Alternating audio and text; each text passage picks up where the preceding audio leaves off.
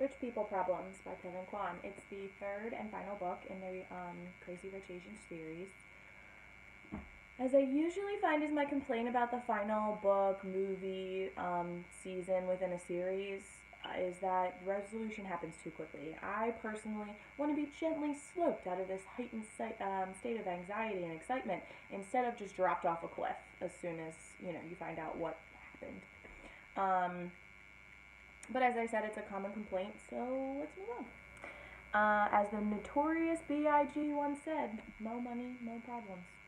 Rich people problems apparently include finding a suitable match, maintaining and maximizing one's richness, attaining the right social circles, maintaining a grudge, and either kissing ass to inherit your fortune at the end of your elder's life, or trying to figure out a good way to honor their legacy. And it seems to depend on the person for that latter one.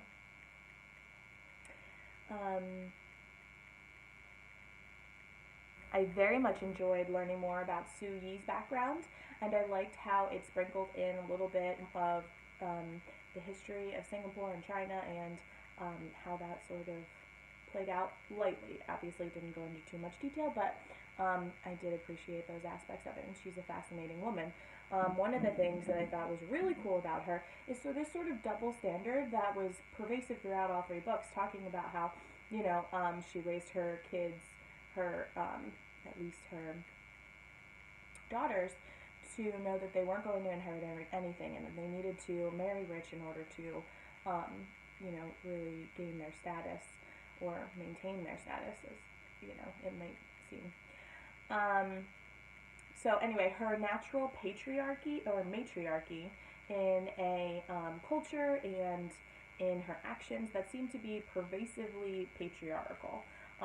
She ruled over this family for so long and was really the center of everything, which would seem to be counterintuitive to how life was really run, at least in the latter decades of her life, which is what we get to have a glimpse at. So I appreciate that look into Su Yi's life and her thoughts and how she grew up and how she became that way.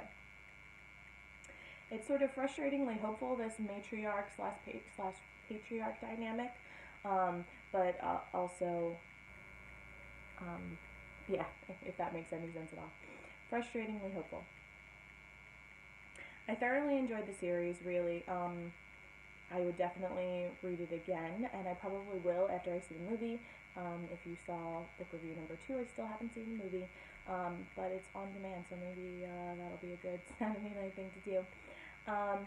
You can tell that this wasn't my favorite of the books because it took me 8 days to read it, whereas with the second one it only took 5, and I don't remember what the read time was in the first one, but I know I read it pretty quickly.